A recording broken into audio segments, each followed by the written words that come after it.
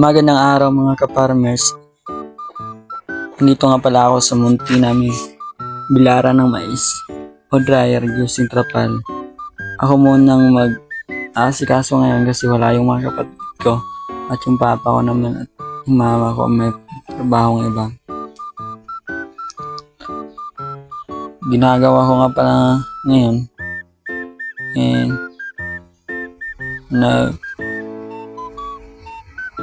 pinag-iisa ko yung mga mais papunta sa gitna para ito may sako namin kasi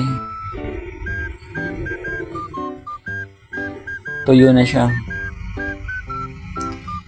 Diyan nga pala sobrang init pa pero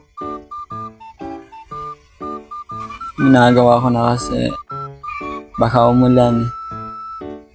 Sayang naman baka mabasa ulit kasi wala talagang mayos na bilaran. Trapalan talaga. Kahit sobrang init, no? Ginagawa pa rin natin. At dyan lang muna mga ka-daily vlog. Maraming salamat sa panonood. Hanggang sa muli.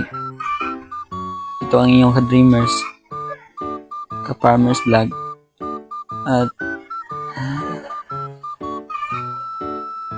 ka-treasure hunt. Maraming salamat.